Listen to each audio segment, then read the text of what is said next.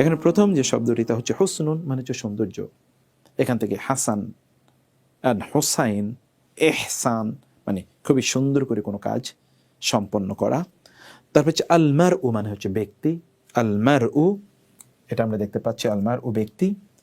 তারপর হচ্ছে তারকুন, মানে হচ্ছে বর্জন করা বা ত্যাগ করা। এবং ইয়ানি মানে হচ্ছে অর্থ, ইয়ানি আমরা যেটাকে বলি মানে, ইয়ানি মানে হচ্ছে মানে। এবং আরবরা দেখবেন কথা বলতে ইয়ানি ইয়ানি মানে আই মিন, আই মিন মানে, মানে আমরা যেটা বলি। আচ্ছা ঠিক আছে, এইরকম টাইপের হলো ইয়ানি, মালা ইয়ানি হুইচ ডাজন্ট হ্যাভ এনি মানে ফর হিম, মানে এনি মিনিং ফর হিম, যেটার কোনো অর্থ নাই, যেটার কোনো প্রয়োজন নাই, এটাকে বলা হয় মালা ইয়ানি। ওকে, আমরা এখন হাদিসের একটু ব্যাখ্যাটি দেখি। ব্যাখ্যার মধ্যে যে কথাটি আমরা এখানে দেখছি তা হচ্ছে এই হাদিসটি একজন মুসলিমের জীবন পরিচালনা পদ্ধতি বর্ণনা করেছে, যে সে কী করবে আর কী পরিত্যাগ করবে তা ইসলামের আলোকে নির্ধারণ করবে। বিউটিফুল, খুবই চমৎকার এবং সুন্দর একটি বিষয়। আমরা বলছি যে এই হাদিসের মূল বক্তব্যটি কী?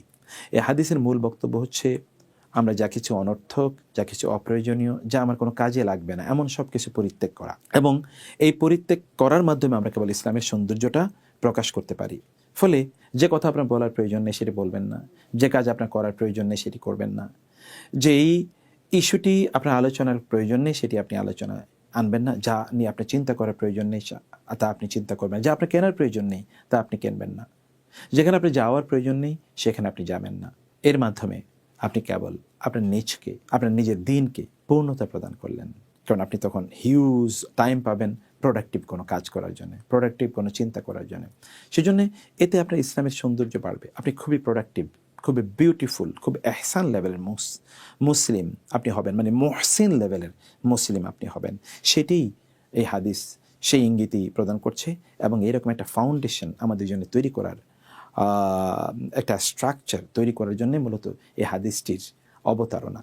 আমরা হাদিসের বিষয় জানতে পারলাম, এটা আবু হুরায়রা রাদিয়াল্লাহু তাআলা বর্ণনা করেছেন। এটি হাসান পর্যায়ের হাদিস। শুআইব আর নাউত হাদিসটিকে হাসান লিগাইরিহি বলেছেন, আর এটি ইমাম তিরমিজি এবং ইবনে মাজাহ হাদিসটিকে উল্লেখ করেছেন। মাশাআল্লাহ, আমরা প্রথম অংশ দেখলাম।